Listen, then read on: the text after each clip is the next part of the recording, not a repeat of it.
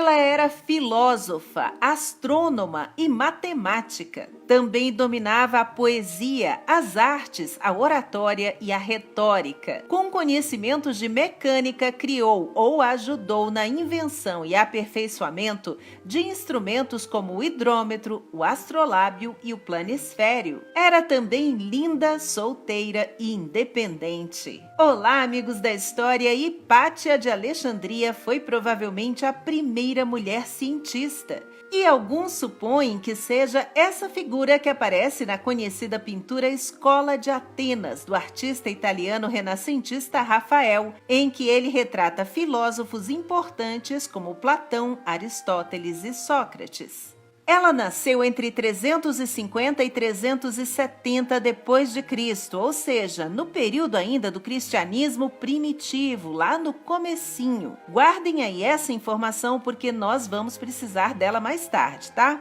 Pois bem, a Hipátia nasceu numa cidade que era uma metrópole, um centro de cultura e conhecimento do mundo na antiguidade, onde ficava a famosa Biblioteca de Alexandria. E melhor ainda, o pai dela, Theon, também era matemático, astrônomo e diretor da academia, da escola da cidade. Adepta do ideal mente sã e corpo são, a menina não só era estudiosa, como ainda cuidava do físico com exercícios diários e disciplina rigorosa. Mais tarde, conduziria pelas ruas a própria carruagem, o que era incomum para as mulheres da época. Também viajou ainda jovem para a Itália e para Atenas, onde aprofundou os estudos sobre filosofia, especialmente os ensinamentos neoplatônicos de Plotino.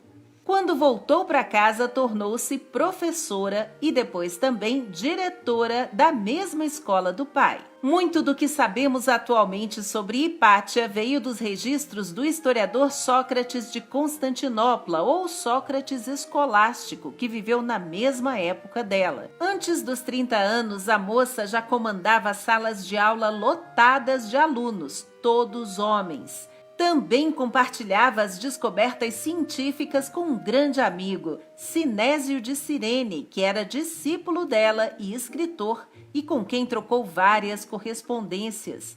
E detalhe, ele depois se tornaria um bispo da Igreja Cristã, que incorporou na doutrina da Trindade os princípios do neoplatonismo aprendidos com Hipátia. E ela ainda aconselhava os políticos locais, entre eles o prefeito de Alexandria no Egito, Orestes. Enfim, a mulher tinha muita influência, tanta que era consultada por gente que vinha de longe só para isso. Hipátia também recebia muitas cartas pedindo a solução de problemas de álgebra, por exemplo, que ninguém mais conseguia resolver, só ela. Ela que trabalhou também com equações quadráticas, do segundo grau, e escreveu obras sobre aritmética e geometria.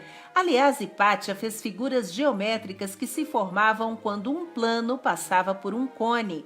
Nisso, ela facilitou muito a compreensão do assunto e o entendimento sobre hipérbole, parábola e elipse. Inclusive, ela chegou à conclusão de que a órbita da Terra em torno do Sol era elíptica e não circular, como defendiam alguns estudiosos da época. Hipátia concluiu isso observando as estações do ano. De acordo com os relatos, a filósofa, que se vestia de maneira simples, era também muito bonita, despertou várias paixões e teve diversos pretendentes, mas rejeitou todas as propostas de casamento, dizendo que era casada com a verdade. Essa mulher extraordinária, que defendia os valores intelectuais, afirmava que o universo era regido pelas leis da matemática e, por isso, seria considerada herege. Vamos recordar o início do vídeo, quando dissemos que nesse período aí o cristianismo passou a ser a religião oficial do império. Começou aí também uma violenta oposição política entre igreja e Estado. No ano de 412, o bispo Cirilo, sobrinho do ex-imperador romano Teodósio,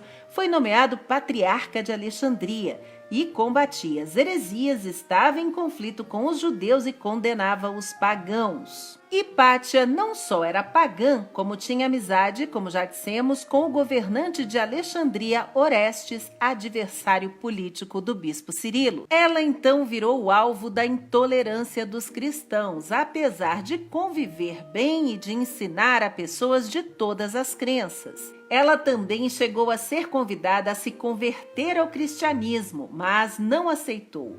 E quando a rixa entre esses homens públicos da cidade chegou ao limite com a revolta dos monges e muita violência, os seguidores de Cirilo emboscaram Hipátia enquanto ela saía numa carruagem. Foi derrubada, apedrejada, arrastada pelas ruas até uma igreja e despida. Lá ainda foi esfolada viva, tiraram a pele dela e incendiaram o corpo. As obras que escreveu também seriam queimadas junto com ela. Era uma vingança pela morte de um monge, ocorrida pouco antes por ordem de Orestes, o prefeito e amigo da filósofa. O fim trágico de Hipátia ocorreu numa tarde de março do ano 415 depois de Cristo.